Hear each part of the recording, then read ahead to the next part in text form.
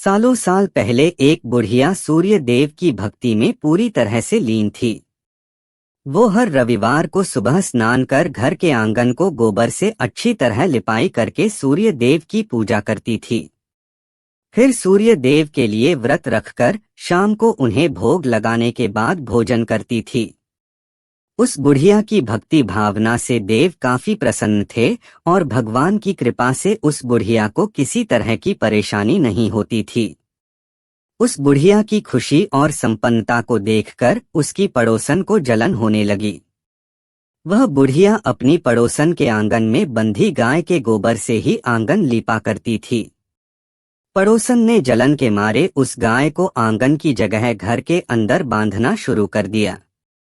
अब अगले रविवार को सुबह बुढ़िया को सूर्यदेव की पूजा करने के लिए घर गाय का गोबर नहीं मिला, जिस कारण वे सूर्य देव की पूजा नहीं कर पाई और पूरे दिन खुद भी भूखी रही।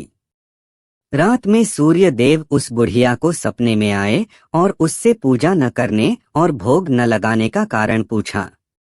जवाब में बुढ़िया ने बताया, घर के आंगन को लीपने के लिए गोबर नहीं था, इसलिए पूजा नहीं कर पाई। पूजा नहीं की तो भोग भी नहीं चढ़ाया। बुढ़िया की बातें सुनकर सूर्य देव उनसे कहते हैं कि मैं तुम्हारी भक्ति से प्रसन्न हूँ, इसलिए मैं तुम्हें एक गाय दे रहा हूँ। वो तुम्हारे घर को धन से भर देगी। यह कहते ही सूर्य देव उसके सपने से चले गए। अगली सुबह जब बुढ़िया की आंखें खुलती हैं, तब वह देखती है कि उसके आंगन में एक सुंदर गाय और बछड़ा बंधा हुआ है। यह सब देखकर वह हैरान हो गई। उसे सपने की कोई बात याद नहीं थी। इसे उसने सूर्यदेव की कृपा समझा और गाय को चारा देने लगी। बुढ़िया के आंगन में सुंदर गाय और बछड़े को देखकर पड़ोसन की जलन बढ़ गई। कुछ देर बाद जब बुढ़िया घर के अंदर जाती है तो गाय सोने का गोबर करती है। यह देखकर पड़ोसन चौंक जाती है और उस गोबर को उठाकर अपने घर ले आती है और अपने गाय के गोबर को उसके आंगन में रख देती है।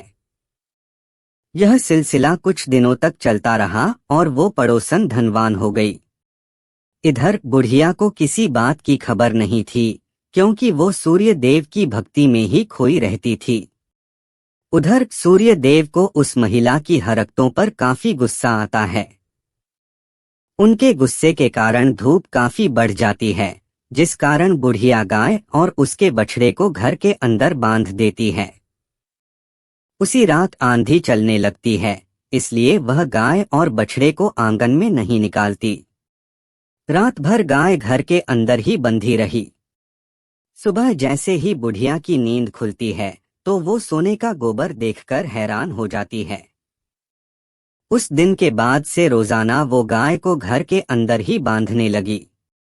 गाय के सोने के गोबर से बुढ़िया धनवान हो गई, जिसे देखकर पड़ोसन को और जलन होने लगी। पड़ोसन ने जलन के मारे सोने का गोबर देने वाली गाय के बारे में उस नगर के राजा को बता दिया। राजा को जैसे ही सोने का गोबर देने वाली गाय का पता चला तो उन्होंने तुरंत सैनिकों को भेजकर उसे महल लाने के लिए कहा। जब सैनिक बुढ़िया के घर पहुंचते हैं तब वह सूर्य देव को भोग लगाकर खुद भोजन करने के लिए निवाला उठाने ही वाली थी कि तभी सैनिक गाय और बछड़े की रस्सी खोलकर उन्हें अपने साथ ले जाते हैं। बुढ़िया उनसे गाय और बछड़े को न ले जाने की प्रार्थना करती है, लेकिन राजा के सैनिक बुढ़िया की एक नहीं सुनते। कुछ ही देर में सैनिक गाय को राजा के पास ले जाते हैं। राजा गाय की सुंदरता को देखकर बहुत खुश होते हैं और उसे अपने ही पास रख लेते हैं। गाय व बछड़े के जाने के गम में बुढ़िया बिना खाए पिए पूरे दिन सूर्य देव से गाय और बछड़े को लौटाने की प्रार्थना करती है।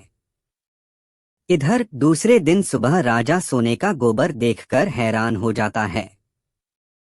उधर बुढ़िया भूखी प्यासी सूर्य देव की प्रार्थना में लगी रहती है। बुढ़िया की तकलीफ देखकर सूर्य देव अगली रात राजा के सपने में आकर कहते हैं कि अगर तुमने इस गाय और उसके बछड़े को नहीं लौटाया तो तुम्हारे राज्य पर संकट आ जाएगा, तुम्हारी धन संपत्ति सब नष्ट हो जाएगी। सूर्य देव की बातें सुनकर राजा की नींद टूट जाती है। दूसरे दिन सुबह वो बुढ़िया को गाय और बछड़ा लौटा देते हैं। साथ ही उसे कुछ धन भी देते हैं और उसकी पड़ोसन को सजा देते हैं। सूर्य देव की इस चमत्कारी गाय और बुढ़िया पर उनकी कृपा को देखकर राजा पूरे नगर के लोगों को हर रविवार सूर्य देव की पूजा करके व्रत रखने के लिए कहते हैं। तभी से ही रविवार के व्रत का चलन शुरू हुआ और राजा के पूरे राज्य में खुशियां ही खुशियां छा गईं। कहानी से सीख, दूसरे के प्रति द्वेष भाव रखने से खुद की ही हानि होती है। जीवन में जितना हो सके सामने वालों की मदद करनी चाहिए।